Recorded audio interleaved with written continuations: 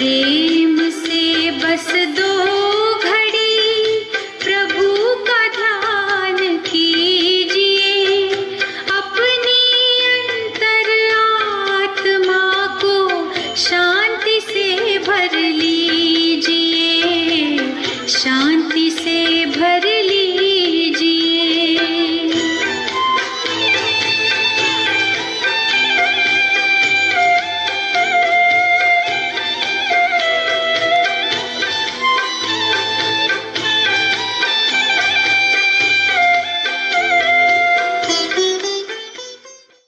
हमारे बीच मंच पर उपस्थित विधायक महोदय जी, भ्राता ललित चंद्राकर जी का बहुत बहुत स्वागत है।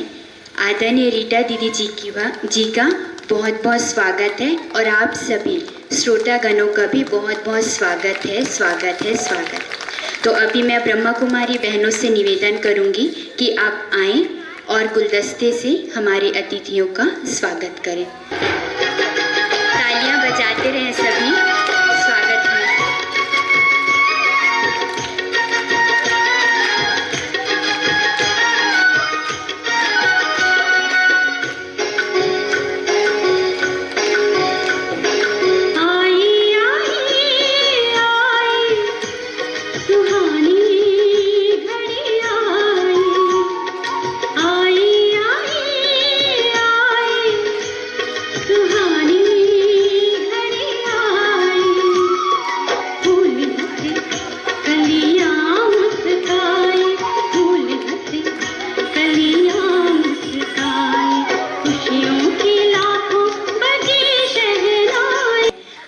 तो अपने हर्ष का मिलता कहीं न अंत है और आगमन से आपके आनंद ही आनंद है, आनंद ही आनंद है। अब मैं ब्रह्मा कुमारी जागृति बहन और चंद्रानी बहन को आमंत्रित करूंगी कि स्वागत नृत्य द्वारा हमारे अतिथि का स्वागत करें। सभी तालियां बजाकर इनका उमंग उत्साह बढ़ाएंगे।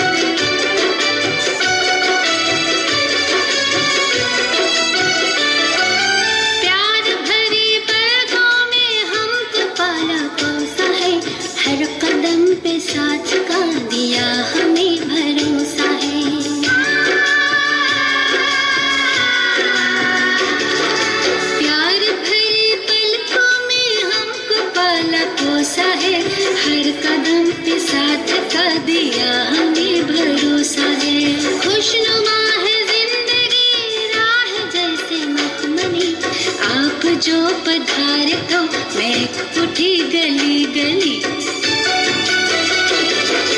झूम झूम हर गली बार बार कह चली, झूम झूम हर गली बार बार कह चली।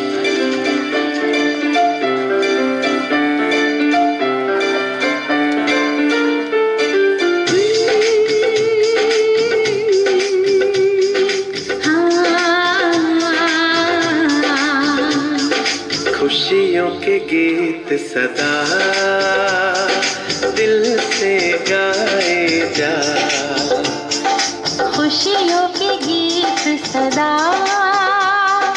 दिल से गाए जा, मुश्किलों में भी सदा तू मुस्कुराए जा, खुद पे भरोसा कर खुदा पे यकीन, खुद पे भरोसा कर खुदा पे यकीन, अजमा में कामयाबी तू झुकाए जा, खुशियों के गीत सदा दिल से गाए जा, मुश्किलों में भी सदा तू मुस्कुराए जा, खुशियों के गीत सदा दिल से गाए जा, खुशियों के गीत सदा दिल से गाए जा।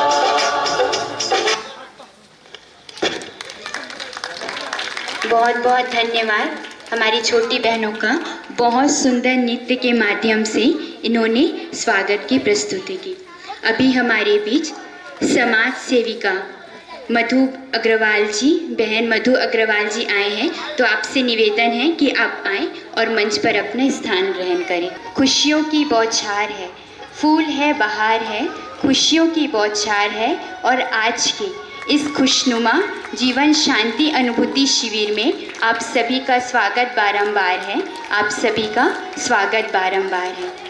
अभी जैसे कि हम सभी जानते हैं कि कोई भी कार्य का शुरुआत हम सभी दीप जलाकर करते हैं, तो अभी हमारे अतिथि गणों द्वारा दीप प्रज्वलन का कार्य होगा।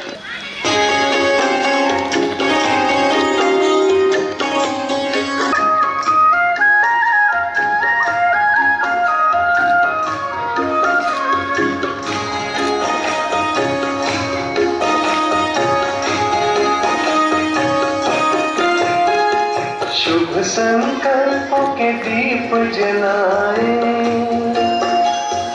अपने अपने मन में, शुभ संकल्पों के दीप जलाए अपने अपने मन में, जग उजियारा होगा प्रेम से,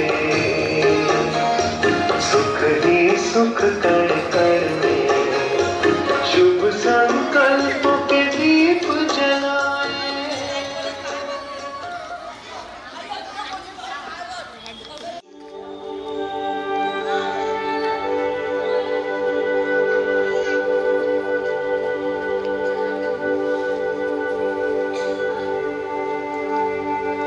कुछ समय के लिए अपने मन को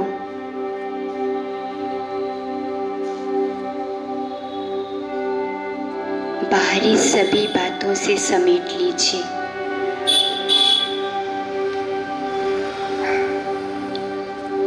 और एकाग्र हो जाइए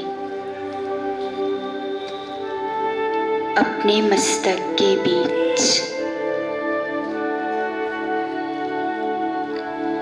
मन की आंखों से देखिए, मैं मस्तक में विराजमान एक चैतन्य शक्ति, दिव्य शक्ति आत्मा हूँ।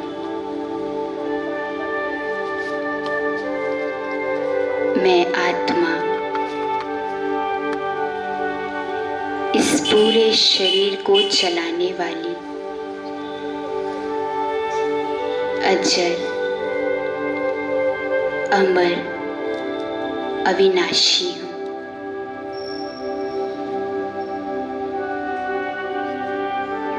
एक अद्भुत ऊर्जा हूँ।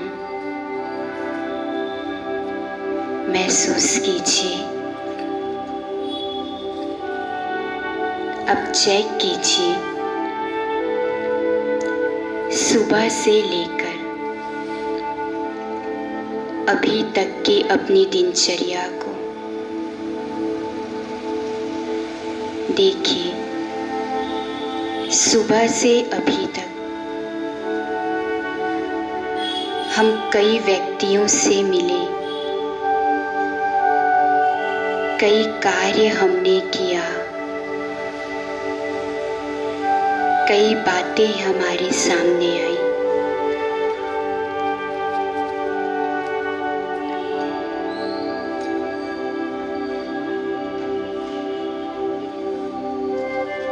कई बातें हो सकती है जिसमें मैंने बहुत खुशियों का आनंद लिया हो,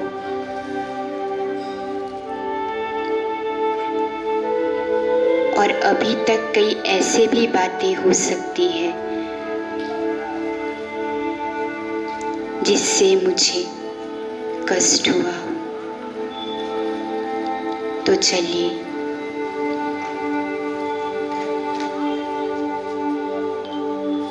आज दिन भर में हमसे जो भी गलतियां हुई हो, हमारे व्यवहार से, चाल चलन से किसी को दुख भी पहुंचा हो, तो उस व्यक्ति को सामने लाइए और दिल से उनसे माफी मांगिए। देखिए सभी मन की आंखों द्वारा, और जिस कारण से भी किसी को दुख पहुंचा हो मेरी वजह से, दिल से माफी मांग लीजिए।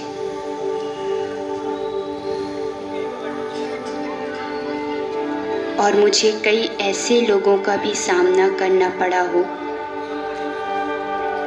जिन्होंने मुझे दुख दिया हो, तो उस व्यक्ति को, बातों को सामने लाइए और दिल से उनको भी क्षमा कीजिए।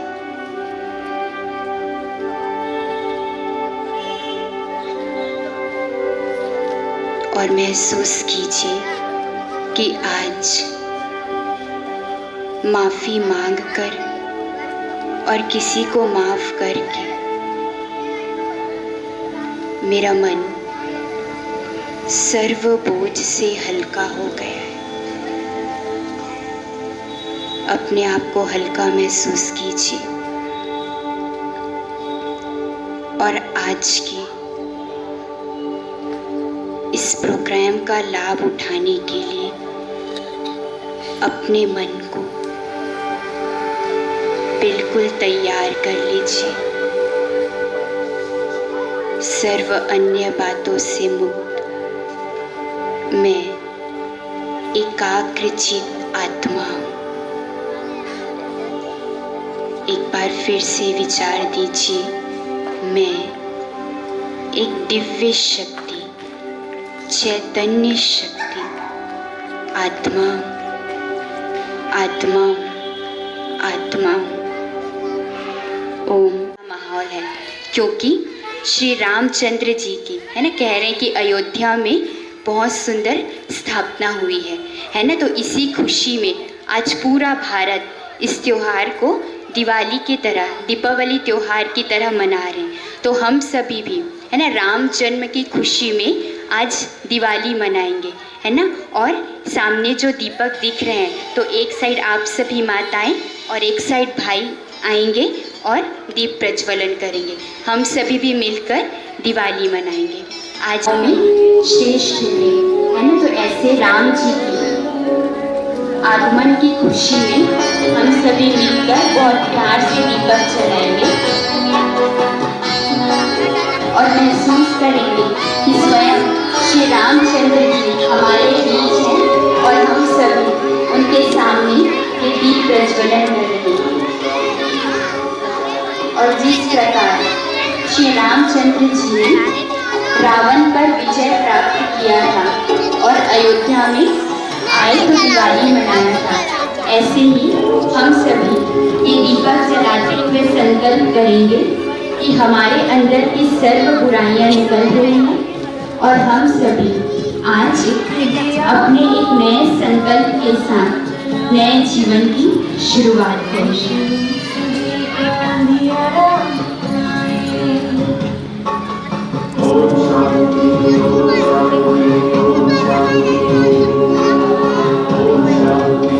सभी दीप जलाते हुए अपने लिए कोई ना कोई नया संकल्प जरूर लें।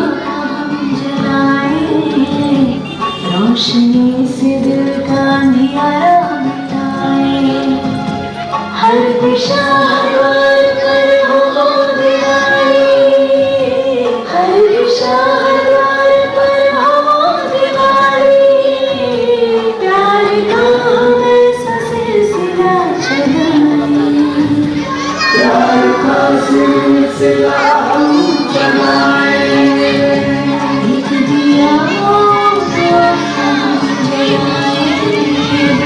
रोशनी से दिल का अंधियारा।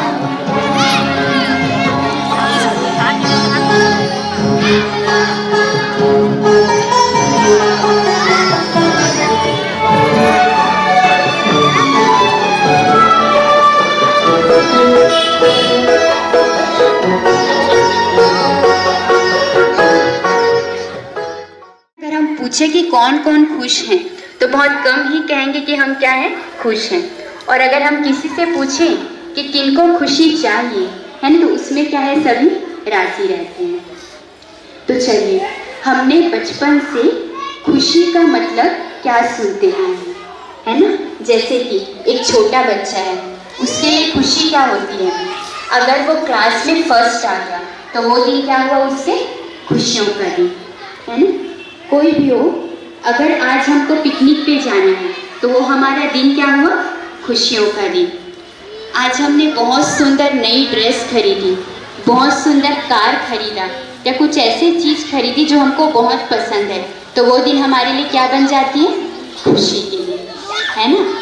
अब चलिए आप बताइएगा, जिस दिन हमारे कम मार्क्स आए उस दिन हमारी खुशी कहाँ गई, कहाँ चली जाती खुशी, है ना। जिस दिन कोई पिकनिक पे नहीं गए, या जिस दिन ऐसा होता है कि हमने कोई चीज़ अपनी प्रिय वस्तु खरीदी है ना, और वो कहीं टूट जाए, गुम जाए, तो हमारी खुशी भी क्या हो जाती है, गुम हो जाती है। इसका मतलब देखिए, खुशी है ना, हमारी जो आज खुशी है वो क्या है, चीज़ों पर डिपेंड हो गई है, व्यक्तियों पर, वस्तुओं पर, है ना। हमने अपनी खुशियों को कहाँ ढूंढना शुरू कर दिया, बाहर। ये मिलेगा तो मैं खुश हूँ, आज मेरा नाम होगा तो मैं खुश हूँ, है ना। तो अब बताइए, वास्तव में क्या ये सच्ची खुशी है, चीज़ों में, व्यक्तियों में, दुनिया में, है ना, खुशी ढूंढना, क्या ये सच्ची खुशी है, नहीं है, है ना। तो सच्ची खुशी का मतलब क्या होता है, सच्ची खुशी का मतलब वो खुशी जिसकी कोई लिमिटेशंस ना हो, है ना, जिसकी कोई हदें ना हो, जिसकी कोई बाउंड्री ना हो, है ना, या हमारी खुशी किसी पर डिपेंड ना हो। सच्ची खुशी का मतलब होता है बेहद की खुशी, वो खुशी जो मेरे आंतरिक मन से मुझे मिलती हो, वो खुशी, है ना, जो मुझे किसी भी बंधन में ना बांध सके, वो खुशी जिसको पाकर, है ना, मेरा मन एक आज़ादी की महसूसता करे। लेकिन आज क्या ये खुशी हमारे अंदर है हमारे अंदर सच्ची खुशी है? क्योंकि देखिए, हमने कुछ अच्छे काम किए, नए ड्रेस खरीदे, फंक्शन में गए, तो वो खुशी तो बस 1 घंटे और 2 घंटे के लिए रहती है ना। लेकिन हमको क्या चाहिए, पूरे जीवन में, चाहे हमको कोई चीज़ मिले चाहे ना मिले, चाहे मेरे अनुसार कोई काम हो चाहे ना हो, तब जो खुशी है ना मेरे अंदर रहती है, मैं खुश रहती हूँ, वो क्या है, मेरी वास्तविक और असली खुशी है ना। और आज हम देखते हैं, खुश रहने के लिए लोग क्या करते हैं, लाफिंग क्लब में जाते हैं, है ना। और ऐसा कहा जाता है और ऐसा होता है कि आज किसी को नींद ना आए तो क्या करते हैं, नींद की दवाई लेते हैं, है ना। लेकिन आज हमारे अंदर खुशी नहीं है तो हम क्या करते हैं, खुशी की कोई दवाई लेते हैं नहीं, है ना। आज हम खा रहे हैं, पी रहे हैं, सारे काम कर रहे हैं, वो क्या है, बाहरी खुशी के लिए, औरों को संतुष्ट करने के लिए। लेकिन कभी हम शांति में बैठ के ये सोचे हैं कि मेरी खुशी कहाँ है ना। तो जो ये खुशी है, सच्ची खुशी, वो बाहर कहीं खरीदने से, किसी को मांगने से या किसी पे डिपेंड रहने से नहीं मिल सकती। जो सच्ची खुशी है वो कहाँ है, हमारे अंदर ही है। बस हमको ज़रूरत है कि हम उसको क्या करें, पहचानें, और पहचान कर उसको बाहर लाएं, है ना। तो आप सभी के लिए, है ना, बहुत सुंदर खुशनुमा जीवन शांति अनुभूति शिविर का जो ये आयोजन किया गया है, जो आयोजित किया गया प्रोग्राम, है ना। तो इसमें जब आप सुनेंगे आगे तो आपको लगेगा, है ना, आपको बहुत सारे ऐसे टिप्स मिलेंगे कि हाँ, सच में हम घर गृहस्थ में रहते, काम काज करते, व्यवहार करते, अपना धंधा धोरी करते, कैसे सच में खुश रह सकते हैं, है ना। तो अभी हम आगे सुनेंगे कि आखिर सच्ची शांति, सच्ची खुशी, है ना, हम कैसे अपना सकते हैं। मैं आदरणीय पूर्णिमा दीदी जी से निवेदन करूंगी, है ना, कि आप सभी को ये टिप्स बताएंगे कि हम अपने जीवन में कैसे शांति और खुशी ला सकते हैं। तो सभी जोरदार तालियों से दीदी का स्वागत करेंगे ना। और दीदी बहुत राज्यों की शिक्षिका हैं, जो बहुत सुंदर आत्मा और परमात्मा के ज्ञान द्वारा, है ना, सभी मनुष्य आत्माओं को खुशी और शांति से भरपूर कर देती हैं। तो मैं निवेदन करूंगी आदरणीय पूर्णिमा दीदी जी से कि आप अपना आशीर्वचन यहाँ रखें। ओम शांति। आप सब बच्चों को देखते हुए, नए बच्चों को देखते, एक बात मुझे याद आ रही है। जैसे कहा जाता है, एक नारद जी होते हैं, और वो नारद जी रोज रोज विश्व भ्रमण करने के लिए निकलते हैं, ठीक है। एक दिन क्या होता है, नारद जी के मन में आता है कि विश्व भ्रमण करते करते क्यों न मैं देवलोक में जाऊं और देवी देवता से मिल करके आऊं कि देवी देवताओं का हाल चाल क्या है, ठीक है, मैं पूछ कर आऊँ। तो नारद जी देवलोक में चले जाते हैं और देवी देवताओं से वो हाल चाल पूछते हैं, ठीक। उसके बाद नारद जी के मन में आता है, जब मैं देवलोक में आया ही हूँ तो क्यों ना इधर से होते मैं मतलब भगवान से मिल करके जाऊँ। तो देवलोक होते वो भगवान से मिलने के लिए चले जाते हैं। तो भगवान जी के पास जाते हैं तो वहाँ पर क्या देखते नारद जी, उनके हाथों में बहुत बड़ी सी एक डायरी होती है, और उस डायरी को बड़े प्यार से खोल करके भगवान जी पढ़ते रहता है और साथ साथ मुस्कुराते रहता है। तो ये सीन देख करके नारद जी के मन में आता है कि आखिर इस डायरी में क्या चीज़ लिखा है, जो भगवान जी इसको बड़े प्यार से पढ़ भी रहा है और अंदर अंदर ये मुस्कुरा रहे हैं। अब नारद जी से रहा नहीं गया, नारद जी ने कहा कि भगवान जी आपके हाथों में इतनी बड़ी डायरी, हाँ, तो ये डायरी में आखिर क्या लिखा है जिसको आप पढ़ करके इतना प्यार से मुस्कुरा रहे हैं। तो भगवान जी कहते हैं, नारद जी, हाँ, इसमें उनका नाम है जो भक्त मुझे याद करते हैं। तो नारद जी ये बात सुन करके बड़े खुदगद हो गए, खुश हो गए। तो भगवान जी को नारद जी ने कहा कि क्या ये मैं डायरी पढ़ सकता हूँ? तो बोले हाँ, क्यों नहीं। तो भगवान जी फिर क्या करते हैं, नारद जी को उस डायरी को दे देते हैं। तो जब नारद जी उस डायरी को खोल करके देखते हैं तो सबसे ऊपर में किसका नाम होता है, नारद जी का। तो नारद जी बड़े खुश हो जाते हैं कि कहते हैं कि मैं ही भगवान को बहुत याद करता हूँ। फिर डायरी को खोलते जाता तो वहाँ पर और किसी का ज़्यादा नाम नहीं दिखता, लेकिन नारद जी का नाम जरूर होता है। अब उस डायरी को फिर वापस भगवान जी के हाथों पकड़ा देते हैं और नारद जी फिर वहाँ से भगवान जी को कहते हैं अब मैं चलता हूँ। तो नारायण नारायण करते वहाँ से वो निकल जाते हैं। और जब नीचे आते हैं तो एक पेड़ के नीचे हनुमान जी बैठा हुआ होता है और वो राम जी के भक्ति में तलीन रहता है, और उनके मुख से निकलते रहता है श्री राम जय राम, श्री राम जय जय राम। तो ये शब्द सुन करके नारद जी उनके सम्मुख जाते हैं और कहते हैं, हनुमान जी मैं तो अभी अभी भगवान जी से मिल करके आ रहा हूँ। मैंने तो वहाँ डायरी में देखा आपका तो कहीं नाम है ही नहीं। तो ये जो आप जो जप कर रहे हो ना, अब इसको बंद कर दो। अब उस बातों पर हनुमान जी ने ध्यान नहीं दिया, उनके बातों पर ध्यान नहीं दिया, तो नारद जी को समझ में आ गया कि इनका जो मैं बोल रहा हूँ इनको कोई असर नहीं पड़ रहा है। फिर वो आंख बंद करके फिर वो श्री राम जय राम ऐसे करते करते वो फिर से लीन हो गया। अब नारद जी को लगता है अब चलो, तो नारायण नारायण करके वहाँ से फिर वो निकल जाता है। कुछ दिन बीतने के बाद फिर नारद जी के मन में ये आता है कि क्यों ना आज फिर से मैं चलूँ देवलोक, देवी देवताओं का हालचाल पूछने के लिए। तो देवी देवताओं के देवलोक में पहुंच करके फिर देवी देवताओं से मिलते हुए फिर उनके मन में आता है कि अब मैं इतना दूर आया ही हूँ तो क्यों ना मैं भगवान जी से भी मिल लूँ। तो भगवान जी से जब मिलने के लिए जाते हैं तो उस दिन भगवान जी के हाथों में छोटी सी डायरी होती है। अब उस डायरी को भगवान जी बड़े प्यार से निहारते रहते हैं। तो ये सीन देखते हुए नारद जी के मन में आता है कि उस दिन जब मैं आया तो इतनी बड़ी डायरी भगवान जी के हाथ में, और आज इतनी छोटी सी डायरी है। आखिर इस डायरी में लिखा क्या है? ये कौन सी डायरी है? तो नारद जी ने भगवान जी को कहा कि नारद भगवान जी, जब मैं उस दिन आया तो आपके हाथों में तो इतनी बड़ी सी डायरी थी और आज इतनी छोटी डायरी आपके हाथों में, ये कौन सी डायरी है? तो भगवान जी ने कहा कि नारद जी, ये मेरी पर्सनल डायरी है। कौन सी डायरी है? पर्सनल डायरी है। तो फिर नारद जी ने कहा ठीक है, इस डायरी पे आखिर क्या लिखा है? तो भगवान जी ने कहा कि इस डायरी में उसका नाम है जिसको मैं याद करता हूँ। ठीक, फिर नारद जी खुश हो गया, इसमें भी मेरा नाम तो जरूर होगा ही। फिर क्या करते हैं, कहते हैं नारद जी भगवान जी ये डायरी में देख सकता हूँ? तो भगवान जी ने कहा क्यों नहीं। फिर उसके बाद उनको पकड़ा देते हैं उस डायरी को। तो जब पहला पन्ना ही वो खोलते नारद जी तो सबसे ऊपर में किसका नाम होता है? हनुमान जी का नाम होता है।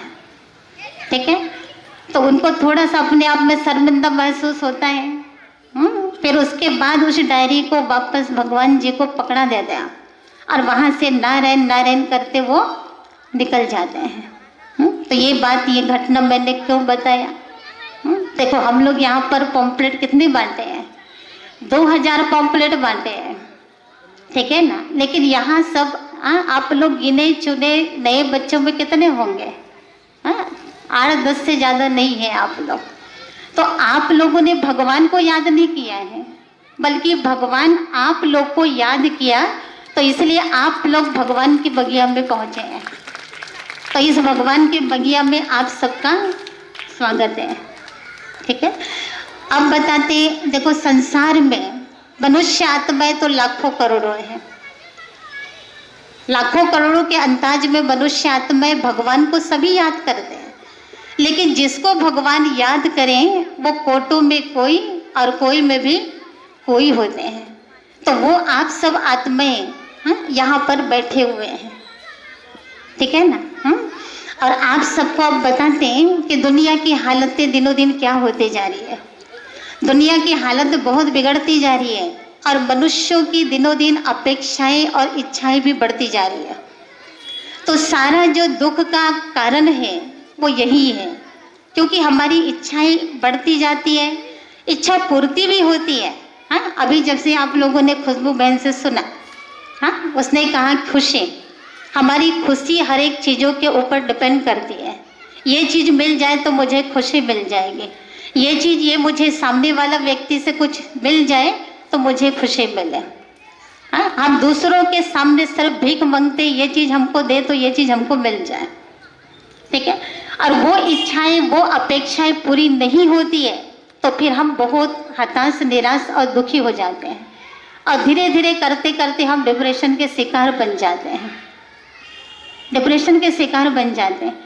फिर जब कहीं से हमको कुछ नहीं मिलता है तो हम अपने ही तकदीर को कभी कभी कोसने लग जाते हैं।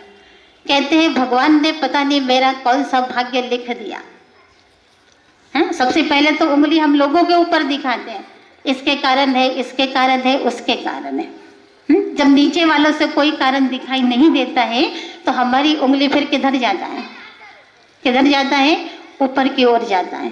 कहते हैं ये भगवान ने ही मेरे साथ बहुत गलत किया है, भगवान ने ही मेरा भाग्य बहुत गलत लिख दिया है, तो इसके कारण मेरे जीवन में ऐसा हो रहा है। तो आप सबको हम बताना चाहेंगे कि आखिर हमारा भाग्य कौन लिखा। अगर सचमुच में भगवान ने अगर हमारा भाग्य लिखा है तो भगवान हमारा भाग्य लिखा है तो कभी गलत नहीं लिख सकता है। तो अगर भगवान ने भाग्य लिखा है तो उस भगवान के लिखे हुए भाग्य पर हमको तो नाज होना चाहिए, खुश होना चाहिए, अपने जीवन में संतुष्ट रहना चाहिए। हाँ, लेकिन वो संतुष्टता हमारे जीवन में नहीं है, वो खुशी हमारे जीवन में नहीं है, शांति नहीं है, प्रेम नहीं है, ठीक है ना। हाँ, तो इसका मतलब भाग्य भगवान ने नहीं लिखा है। तो आप सबको हम बहुत सुंदर बात बताने जा रहे हैं। कई बार हम लोग यही सोचते हैं ना कि हमारा भाग्य कौन लिखा, भगवान ने। कौन कौन समझते हैं भगवान हमारा भाग्य लिखा है, यहाँ पर हाथ उठाएंगे। अच्छा ठीक है। अब सोचो अगर आप सबका भगवान अगर भाग्य लिखे तो कैसे लिखेगा।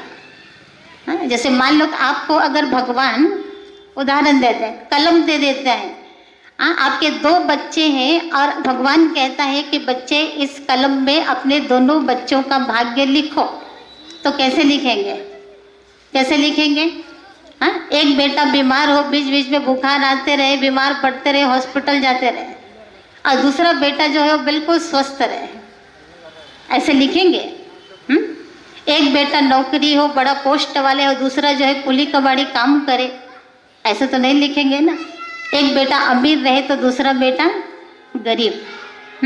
अब सोचो जब आप अपने बच्चों का भाग्य ऐसा नहीं लिख सकते हैं तो वो तो हमारा परम पिता है, वो परमात्मा है। हाँ, जिसके लिए हम लोग कहते हैं वो दयालु है, कृपालु है। हाँ, दया करुणा के सागर है, प्रेम का सागर है, आनंद का सागर है। जिसके लिए कहा जाता है वो दुख हर के सुख देने वाला है, दुख हरता और सुख करता है। तो वो परमात्मा हमारा भाग्य ऐसे कैसे लिख सकता है। तो आप सबको हम बताते हैं वास्तव में हमारा भाग्य जो होता है ना वो हम लोग स्वयं लिखते हैं। पर इतना जरूर है भगवान ने हम सबको वो कलम दिया है, पर वो कौन सा कलम है जिसके द्वारा हमारा भाग्य लिखाता है। तो वो कलम है हमारे कर्म। कर्म भी क्या है, कलम है, ठीक है ना।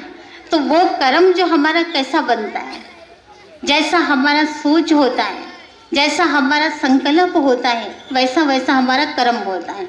इसे दुनिया में भी कहा जाता है अगर अच्छा अगर कर्म करोगे तो अच्छा फल मिलेगा। हाँ, और दूसरा ये भी कहते हैं जैसी करनी वैसी भरनी। बोलते हैं कि नहीं बोलते हैं, बोलते हैं ना। तो इससे क्या समझ आता है कि हमने जो चीज़ किया हुआ है वही चीज़ हमको मिल रहा है, वही चीज़ मिल रहा है। तो जो हमारे संकल्प होते हैं ना, तो संकल्प है बीज, और कर्म जो हम करते हैं ना तो कर्म के आधार पर जो हमको फल की प्राप्ति होती है। तो इसलिए कहा जाता है जैसा हम कर्म किए वैसा हमको फल मिला। तो कर्म का आधार होता है हमारे सोच। तो अगर आप सब चाहते हैं हमारे जीवन में सदा ही सुख शांति की, है ना, खुशियों की बारिश होती रहे, तो उसके लिए क्या करना होगा। हाँ, अपने विचारों की दिशा को बदलना होगा, अपनी सोच को, अपने, है ना, संकल्पों को श्रेष्ठ बनाना होगा। तो जब तक हमारे संकल्प श्रेष्ठ नहीं होंगे तो हमारा कर्म कभी श्रेष्ठ नहीं हो सकता है। विचारों की महानता ही हमारे कर्म को महान बनाता है। हाँ, तो उसके लिए क्या करना होगा। हाँ, क्योंकि विचारों की महानता के लिए कोई ऐसा इंजेक्शन, कोई ऐसा दवाई निकला नहीं है, हाँ, जिसको आप खा लो और आपके मन में कोई अच्छा अच्छा विचार आने लगे। हाँ, ऐसा कोई दवाई आज तक निकला है और न कभी निकलेगा, ठीक है। पर उसका दवाई है, तो वो कौन सी दवाई है, तो वो है मेडिटेशन। हाँ, ये दवाई हमको सिर्फ एक ईश्वर से ही प्राप्त हो सकता है, किसी मनुष्य से प्राप्त नहीं हो सकता, ठीक है ना। तो जब तक हम उस ईश्वर से, है ना, योग नहीं करेंगे, ध्यान नहीं करेंगे, क्योंकि वो परमात्मा ही वो सागर है, सुख के सागर है, प्रेम का सागर है, आनंद और खुशियों का वो सागर है। तो उस सागर से हमको प्राप्त करने के लिए अपने मन को क्या करना होगा? शुद्ध पवित्र। तो जितना हम दूसरों के प्रति जो जो चीज़ हम चाहते हैं ना, तो आज से क्या करो, वो चीज़ देना चालू कर दो। हर एक आत्मा को क्या चाहिए? हर एक को चाहिए सुख, हर एक को चाहिए शांति, हर एक को चाहिए प्रेम, हर एक को चाहिए शक्ति। हाँ, तो उसके लिए तो भगवान से ही तो प्रेयर करते हैं ना, गाते हैं ना प्रेयर में, इतनी शक्ति हमें देना दाता। तो वो शक्ति देने को तैयार है, वो दे रहा है, लेकिन हमारे में वो पावर नहीं है कि हम उसकी शक्ति को ले सकें। हाँ, पर वो पावर हमको ईश्वर देता है। तो उसके लिए अपने मन के विचारों को बिल्कुल शुद्ध शक्तिशाली बनाना होगा। तो उसके लिए जो भी हमारे जीवन में ऊपर नीचे दुख सुख जो भी आ रहा है, उसको हम स्वीकार करते जाएं, स्वीकार करते जाएं। ये क्यों? वो स्वीकार हम कब कर पाएंगे? क्योंकि ये हम कहेंगे कि जो हमने भेजा है, जो चीज़ हमने दिया है, वही हमारे पास वापस आ रहा है। हाँ, तो ये अगर मन में आया तो आप हर एक परिस्थिति को आप स्वीकार करते जाएंगे, तो आप स्वीकार करते भी आपको अंदर से कोई डिप्रेशन नहीं आएगा, आप टेंशन में नहीं आए। कोई बात नहीं है, जो मेरे जीवन में आया है ये चला जाएगा, क्योंकि मैंने जो चीज़ भेजा था वही चीज़ मेरे को वापस मिल रहा है। ठीक है ना? तो उसके बदले आप क्या करते जाओ, जो भी बात आ रहा है आने दो, लेकिन अपने तरफ से हर एक आत्मा को अब क्या दो? सुख दो। अगर सुख चाहते हैं तो सुख दो, और शांति चाहते हैं तो क्या दो? शांति दो। प्रेम चाहते हो तो हर एक को प्रेम दो। पर कैसे देना है? अपने शुद्ध विचारों के द्वारा। हाँ, जो चीज़ हम देंगे वही तो मिलेगा ना। तो हर एक को दुआएं देते रहो, सबका कल्याण हो, सबका भला हो। ये तो हम लोग भक्ति से शुरू से ही, हाँ, आप सब भी गाते आए हैं, नारा लगाते आए हैं। जब भी कहीं सत्संग होता है तो क्या करते हैं? लास्ट जब होता है ना, तो उस समय जय बुलाते हैं। तो क्या कहते हैं? हर हर महादेव। क्या कहते हैं? हर हर महादेव। सबका कल्याण हो, सबका भला हो, ये लास्ट में नारा लगाया जाता है। लगाते हैं ना? ठीक है। तो एक एक हमारे संकल्प जो होता है, हम विश्व की आत्माओं के लिए या हमारे आसपास लोगों के लिए, अपने परिवार के लिए जितना हम शुभ विचार शुभ संकल्प भेजते हैं, तो उससे हम खुद में भी हम शांति की, खुशी की, है ना, महसूस करते हैं। आज हम देखते हैं, जैसे कल मना रहे थे, आज भी सब मना रहे हैं दिवाली, हाँ, राम जी के जन्मदिन का। हाँ, राम जी के जन्मदिन का सबको अब अयोध्या में लग रहा है कि राम जी इस धरती पर आ गए हैं। हाँ, सब उनकी भक्ति में तल्लीन है। जो सबसे परम भक्त थे वो कौन थे? आप सबको पता है ना? हाँ, जो राम जी के साथ साथ उनकी भी पूजा होती है, और वो कौन है? वो है हनुमान जी। हनुमान जी। अब सोचो, जितनी शक्ति जो है राम जी के अंदर ने, उससे कई गुना ज़्यादा शक्ति हनुमान जी के अंदर। जो बलवान होते हैं ना, जो लड़ने वाले, वो लोग राम जी के पास नहीं जाते शक्ति मांगने के लिए। राम जी के पास नहीं जाते, वो लोग किसके पास जाते हैं? हनुमान जी के पास जाते हैं। इतनी शक्ति उसके अंदर आखिर आई कहाँ से? ऐसी कौन सी भक्ति हनुमान जी ने किया जिस कारण राम जी ने भी अपने दिल में उसको स्थान दे दिया? इसलिए राम जी के दिल में, हाँ, किसको दिखाते हैं? हनुमान जी को। और हनुमान जी के दिल में भी कौन बैठ गया? राम जी। तो ऐसा कौन सा स्नेह था, कौन सा ऐसा कनेक्शन, प्यार था, जो एक दूसरे के दिल में एक दूसरा बैठ गए? मतलब भगवान भी एक छोटे से भक्त के दिल में बैठ गए। तो उसका कारण ये है क्योंकि हनुमान जी ने सिर्फ एक राम के अलावा दूसरा को उन्होंने याद नहीं किया। हम तो राम की भक्ति जरूर करते हैं, लेकिन अपने अंदर कभी हमने देखा, हाँ, कि राम के अलावा हमारी और कहीं बुद्धि जा तो नहीं रही है? हाँ, तो उसके कारण हमारी मन बुद्धि जो होती है ना, स्थायी नहीं हो पाता है, मन एकाग्र नहीं हो पाता है, मन भटकता है। उसके कारण हम सबके दिल में वो राम नहीं बस पा रहा है, उसकी शक्ति की महसूसता हम नहीं कर पा रहे हैं। तो अगर सचमुच में अगर राम जी के हम भक्त हैं, तो अब हमको हनुमान के जैसा भक्ति करना होगा, ताकि भगवान जी हमारे दिल में बैठ जाए। तो उसके लिए सबसे सहज युक्ति है तो वो है राजयोग मेडिटेशन। जिस मेडिटेशन के आधार पर आप अपने मन को शांत एकाग्र कर सकते हैं। जब तक हम मन की एकाग्रता नहीं करेंगे, है ना, तब तक हम ईश्वर की शक्ति को प्राप्त नहीं कर सकते हैं। ठीक है ना। तो आगे आप सब और सुनेंगे। अभी समय को देखते हुए हमारी आदरणीय दीदी जी, है ना, मंच पर अभी उपस्थित है, अभी सुनाएंगे बहुत सुंदर बातें आप सबको। लेकिन ये जो शिविर है अभी 7 दिन चलेगा, ये जस्ट ये स्टेज के पीछे, है ना, ऊपर ही अपना आश्रम है। तो यहाँ पर आप लोग जरूर जरूर, है ना, टाइम निकाल करके आइएगा, आप लोग को बहुत फायदा होगा। ठीक है ना। जो हनुमान जी की जब कहानी हमने सुनाई है ना, तो वो सचमुच में आप सबके दिल में भी वो राम जी बैठेगा। हाँ, तो उसके लिए रोज आप लोग को टाइम 1 घंटा कम से कम निकालना पड़ेगा। 7 दिन आप टाइम निकाल के देखो, आपका जीवन बदल जाएगा। ठीक है। ओम शांति। पूर्णिमा दीदी ने हमको बताई कि हमको किसके जैसा बनना है, हनुमान के जैसा, है ना। क्योंकि आज हम सभी यहाँ उपस्थित हुए हैं तो हमको किसने चुना है, स्वयं भगवान ने। तो हमको भी हनुमान जैसा बनना है। तो इस राजयोग शांति अनुभूति शिविर का जरूर लाभ लेना है। इसके पश्चात स्नेह सरलता की प्रतिमूर्ति आदरणीय रीटा दीदी जी से अनुरोध करती हूँ कि आप भी आज के इस कार्यक्रम के प्रति अपने अनमोल वचन एवं आशीर्वचन से हम सभी को लाभान्वित करेंगे। तालियां बजाएं दीदी के लिए। संक्षिप्त में आपका परिचय बताना चाहूँगी। आप विगत 30 वर्षों से ब्रह्मा कुमारी संस्था में समर्पित हैं और वर्तमान समय आप दुर्ग जिले के जैसे आनंद सरोवर बघेरा, राजऋषि भवन केलाबाड़ी, सिंधिया नगर, गायत्री मंदिर वाड़, बालोद, गुंडरदही, अर्जुंदा, धमधा, साजा, देवकर, परपोड़ी और चंदखुरी ऐसे दुर्ग जिले के पूरे 12 सेवा केंद्रों की मुख्य संचालिका के रूप में सेवारत हैं और बहुत ही सुचारू रूप से आप ईश्वरीय कार्य को आगे बढ़ा रहे हैं।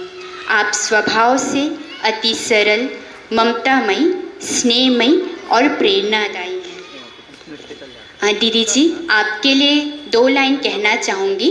पढ़ते हैं कदम जहाँ आपके, फूल खिल जाते हैं डाली डाली। पढ़ते हैं कदम जहाँ आपके, फूल खिल जाते हैं डाली डाली। आ जाती है बहारे मौसम में, छा जाती है हरियाली। और इसलिए आज आपके आगमन में ये हमारी बगिया भी बनी है कितनी भाग्यशाली, ये हमारी बगिया भी बनी है कितनी भाग्यशाली। तो मैं निवेदन करती हूँ आदरणीय रीटा दीदी जी से कि आप अपने आशीर्वचन से हम सभी को लाभान्वित करेंगे। तो एक बार जोरदार तालियों से दीदी का स्वागत करेंगे।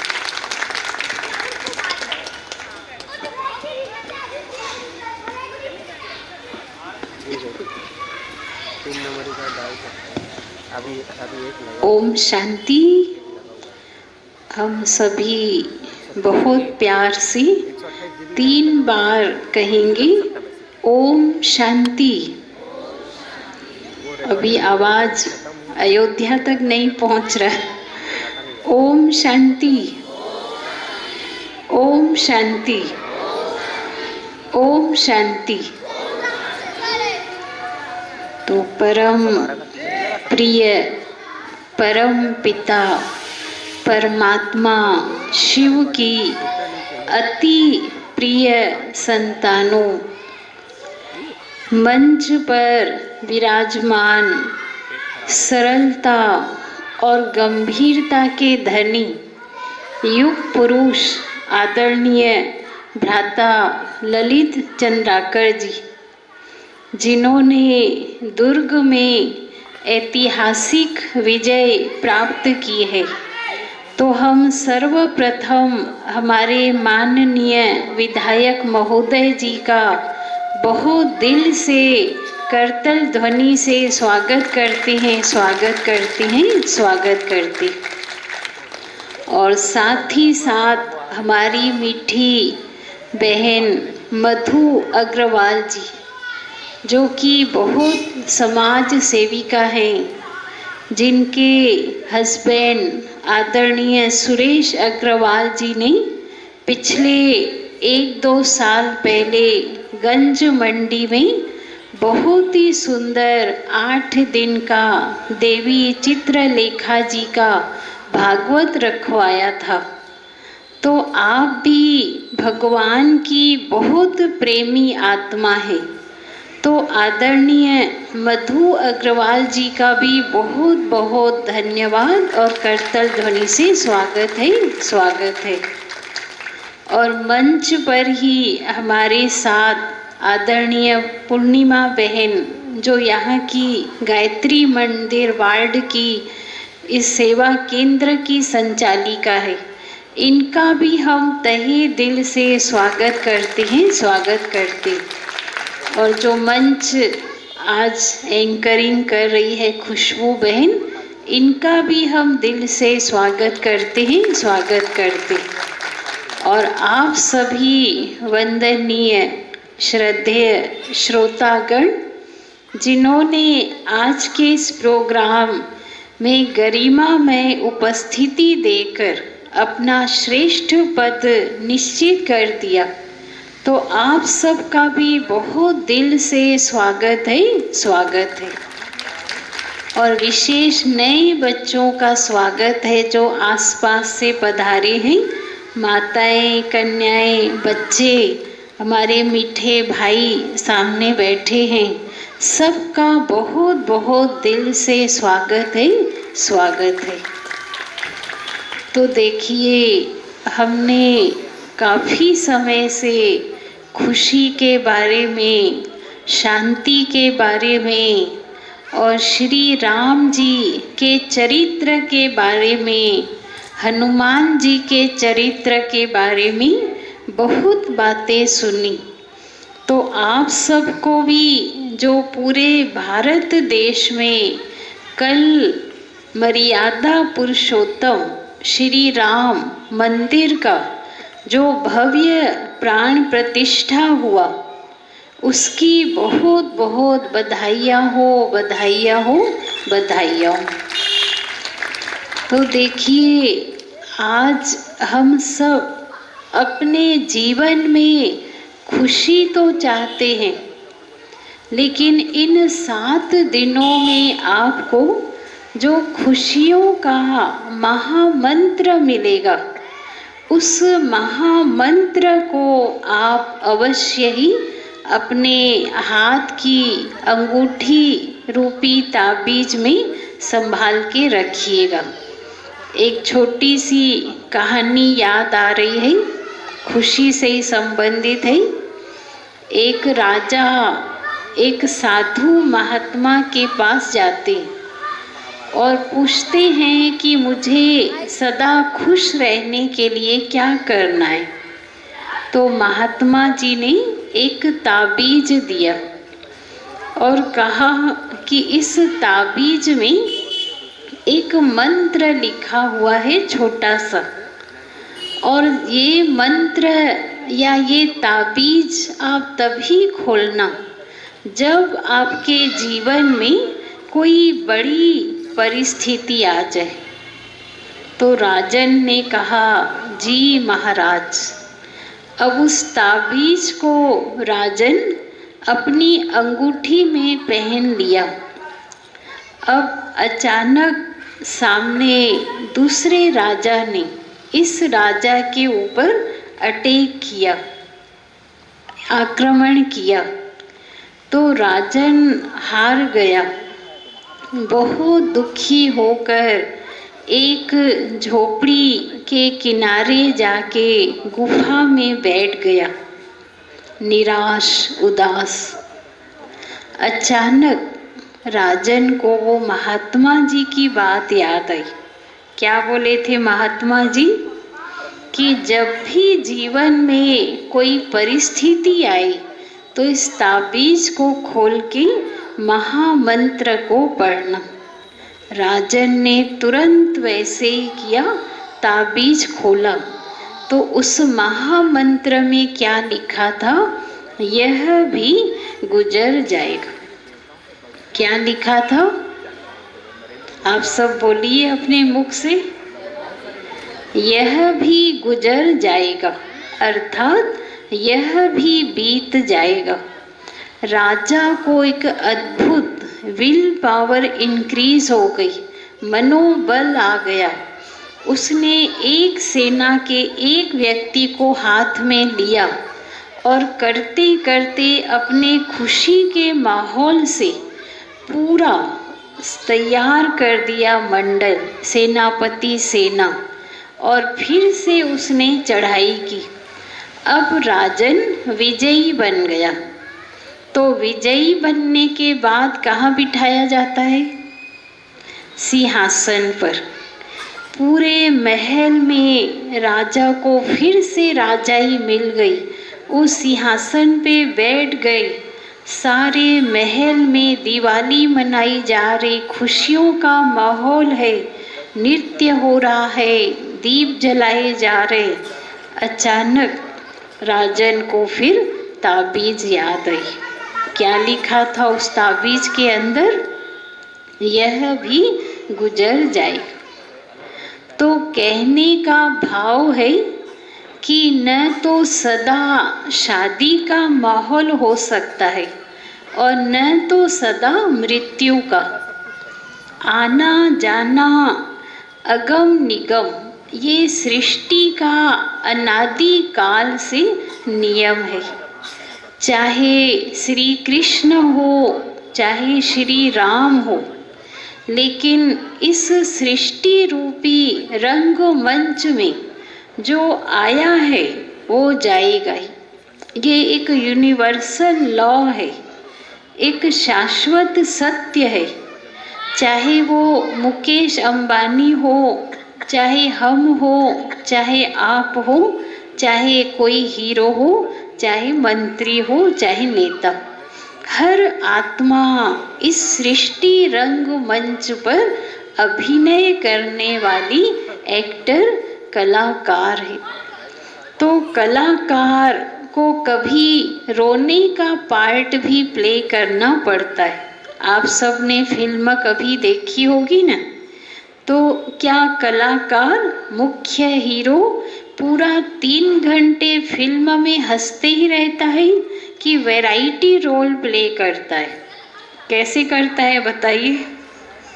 Variety roll. तो इसी प्रकार अगर हम सदा खुश रहना चाहते हैं तो हम स्वीकार करें। हम जीवन के गम को भी स्वीकार करें, खुशी को भी। आपके घर में बच्चा पैदा हुआ, आपने छठी प्रोग्राम किया, नामकरण किया, हजारों को ब्रह्मा भोजन कराया, सब कुछ किया, लेकिन खुदा न खास्ता अचानक वो बच्चा 10 साल 20 साल में शरीर छोड़ देता है। तो हम समझते हैं आपका उनके साथ मोह है, तो आपको रोना आएगा ही। लेकिन अगर उस समय ये महामंत्र याद आ जाए कि जो हो रहा है वो अच्छा, और जो हुआ वो भी अच्छा, और जो होने वाला है वो अच्छे से अच्छा, तो आपकी खुशी, आपकी मानसिक स्थिति बरकरार रहेगी। पर ये खुशी सदा कायम रहे, इसके लिए राजयोग, मेडिटेशन अति अति अति आवश्यक है। और इस राजयोग मेडिटेशन के लिए आपको घर बार नहीं छोड़ना है, आपको बच्चों की शादी नहीं करानी, ऐसा नहीं है। आपको जो घर में प्रोग्राम करना है शादी करिए, आपको समाज में सेवा करनी है सेवा करिए। आप नेता हैं, विधायक हैं, अपना अच्छे से विधानसभा में अपना रोल प्ले करिए, शहर की समाज की सेवा करिए, लेकिन 15-20 मिनट अपनी आत्मा के लिए निकालें। सिर्फ 15-20 मिनट किसके लिए निकालें रोज? अपनी आत्मा के लिए, अपनी बैटरी चार्जिंग के लिए। मोबाइल को आप सब चार्ज करते हैं कि नहीं? जो चार्ज करते हैं वो हाथ उठाइए। कभी भूलते हैं चार्ज करना? नहीं भूलते ना। तो आत्मा की बैटरी को भी क्या करना पड़ेगा? चार्ज।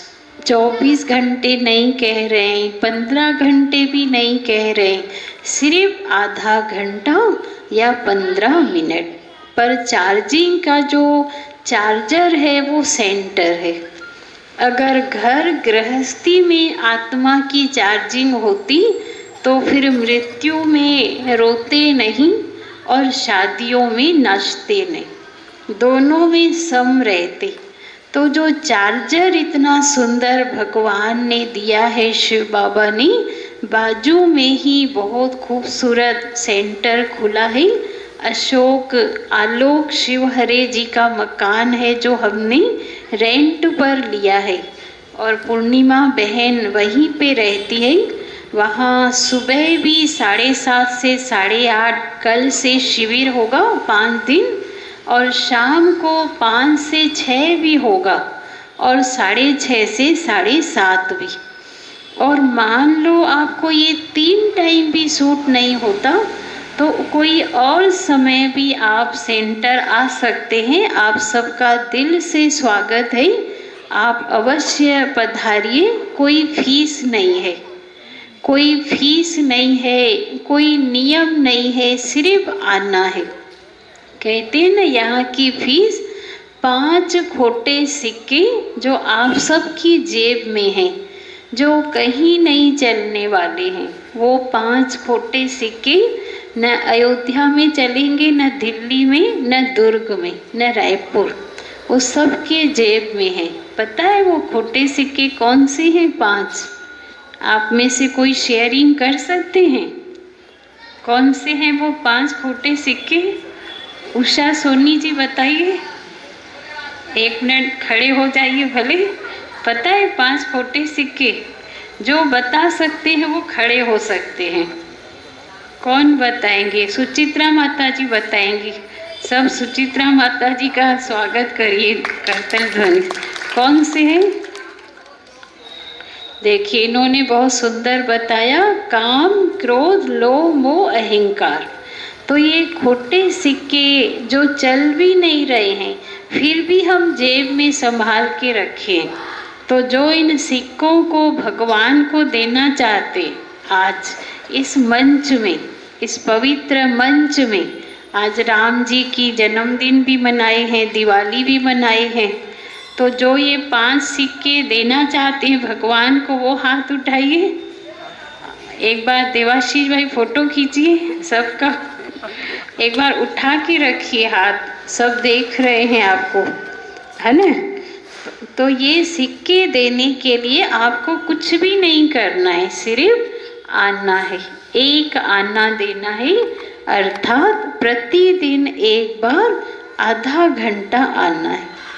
बहनें आपको बहुत प्यार से समझाएंगी, सिखाएंगी। 5 दिन आइए, उसके बाद अच्छा लगे ज्ञान तो और आइए, क्योंकि परमात्मा सतयुग की स्थापना का कार्य 95% कर चुके हैं।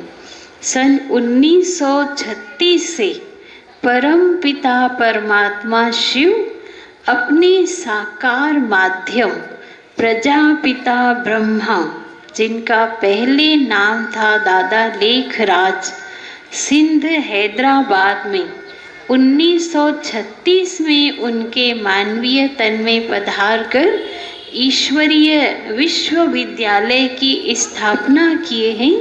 लक्ष्य है मनुष्य को देवता बनाना।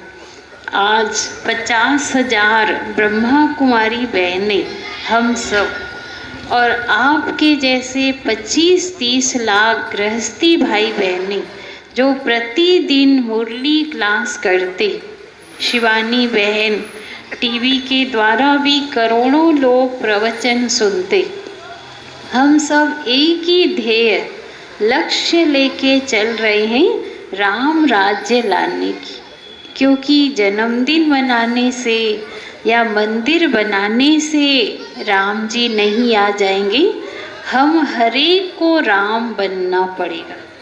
हरेक को श्री राम जैसे मर्यादा पुरुषोत्तम अहिंसा परमो धर्म का नारा प्रैक्टिकल में लगाना पड़ेगा, जीवन में धारणा करनी पड़ेगी। तो हम लास्ट में आपसे पुनः यही निवेदन करते हैं प्यारे भाइयों बहनों कि कल से होने वाले इस 5 दिवसीय राजयोग को आप अटेंड करिए। सुबह, दोपहर, शाम, रात, कोई भी टाइम आइए। हमारे भाई पीछे बैठे हैं, नाम लिखवा के जाइए। और अभी खुशबू बहन 3 मिनट फिर से राजयोग कमेंट्री कराएगी, पर आंखें खोल के आप सब 3 मिनट कमेंट्री सुनेंगे और अनुभूति। और उसके बाद हमारे आदरणीय भ्राता ललित चंद्राकर जी अपने आशीर्वचन, अपना उद्बोधन देंगे।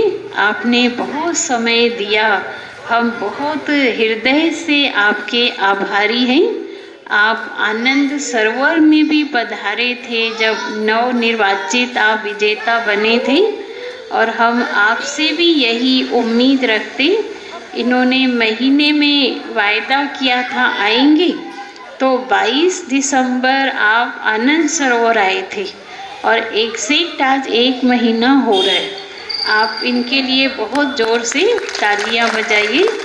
और हर महीने आप आनंद सरोवर या यहाँ गायत्री मंदिर वार्ड में पधारेंगे।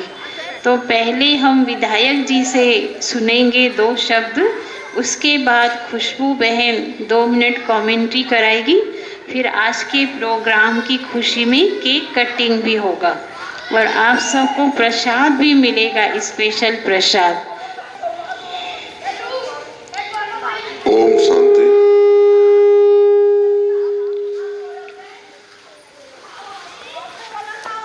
ब्रह्म कुमारी के आज इस शिविर में उपस्थित हमारे दीदी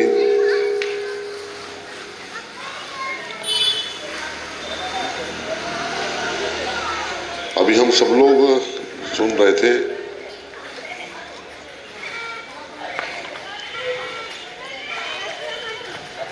आनंद, खुशी।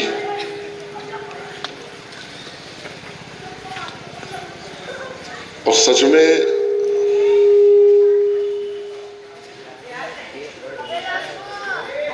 खुशी उसी पल, उस समय हमें मिलता है जब हम कोई अच्छा कार्य करते हैं, अच्छा काम करते हैं।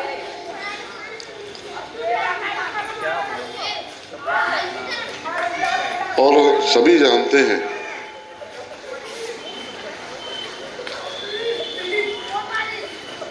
कि हमें जीवन में करना क्या है। उसके बाद भी हम कहीं ना कहीं हमसे गलती हो जाती है या ध्यान हमारा भटक जाता है। इन सबके लिए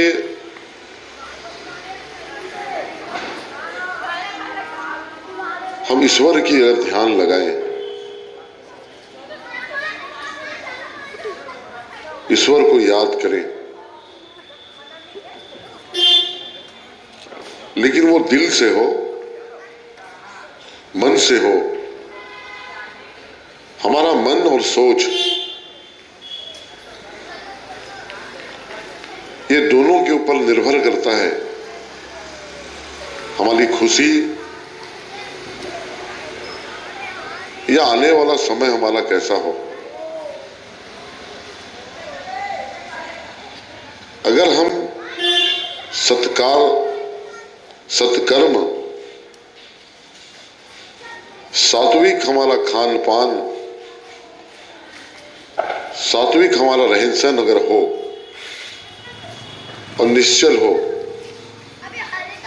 निश्चित तौर पे आपको खुशी और आनंद दोनों आपको अनुभूत होगा, दोनों आप महसूस करेंगे। और खुशी और आनंद ये दोनों आप स्वयं में है, आपको ही तय करना है कि आपको क्या करना है। हम जीवन में एक चीज को जरूर याद रखें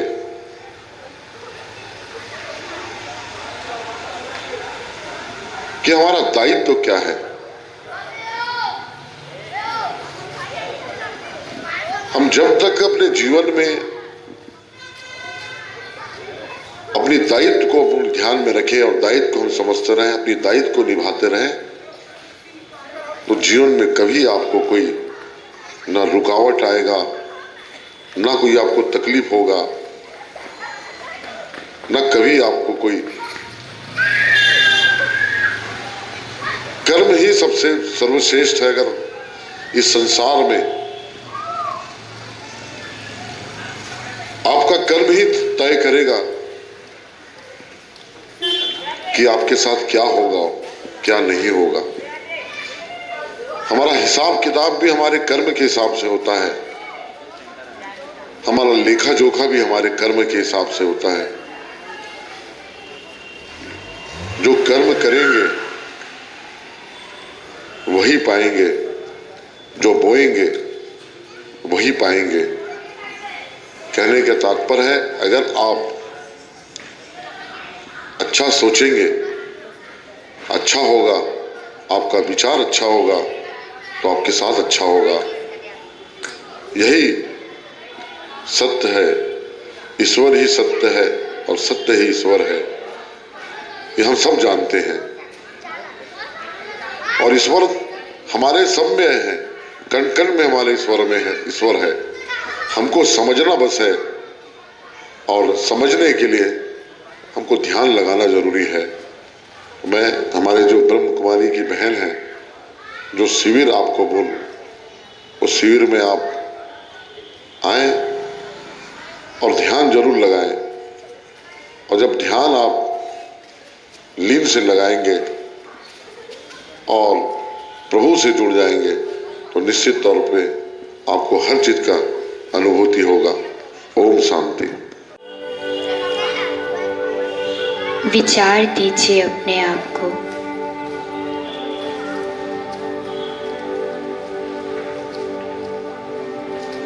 इस शरीर में भृकुटी के बीच विराजमान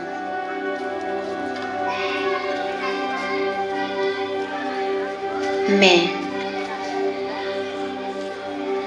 ज्योति बिंदु प्रकाश पुंज आत्मा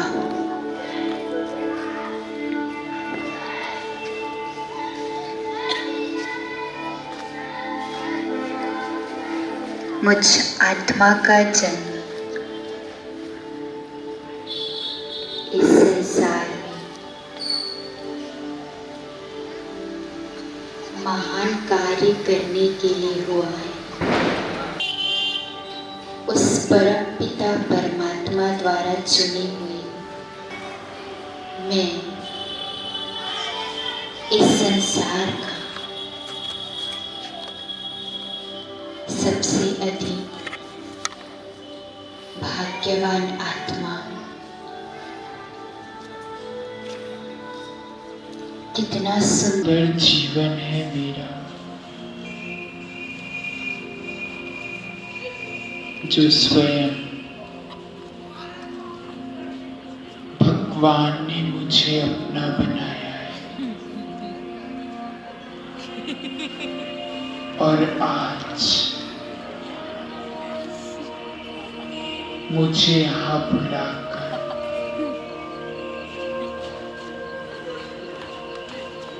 सच्ची खुशी का अनुभव कराया है। मेरा मन शांत है, मैं खुशियों से भरपूर हूँ। सबको प्रेम बांटने वाली उस परमात्मा का धन्यवाद करें कि हे परम पिता परमात्मा, आपने आज मुझे सही रास्ता दिखाया है, जिससे कि मैं अपने जीवन को बहुत ही सुंदर, श्रेष्ठ और हल्का बना सकती हूँ। इसलिए आपका दिल से धन्यवाद है, धन्यवाद है, धन्यवाद है। ओम शांति। बहनों, बहुत ही जल्द शिवरात्रि का त्योहार भी हमारे बीच आने वाला है, तो इन दोनों की खुशी में आज हमारे सामने केक कटिंग हो रहा है। तो सभी ये समझिएगा कि आज हमारा भी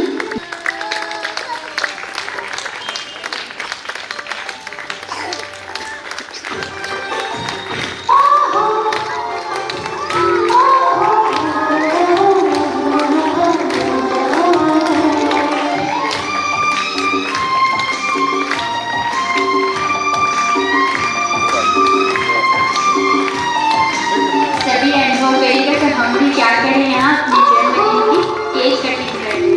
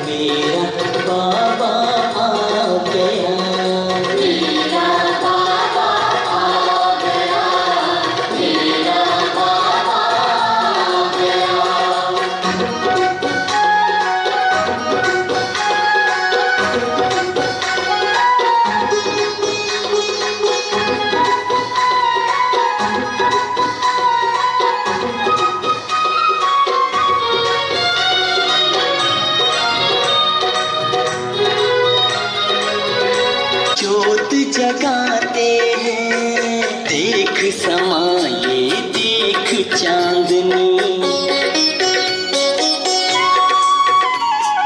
देख समाए देख चांदनी, चांद भी है शर्मा गया, मेरा बाबा आ गया, मेरा बाबा आ गया, मेरा बाबा आ गया, मेरा बाबा आ गया।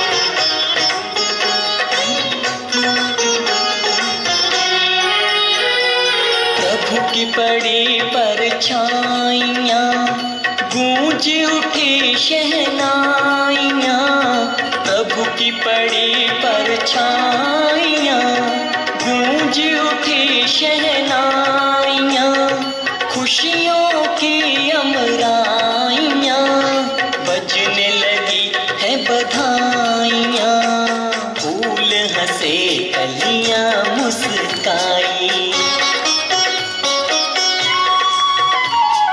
फूल हंसे कलियां मुस्काई, रंग अजब बिखरा गया, मेरा बाबा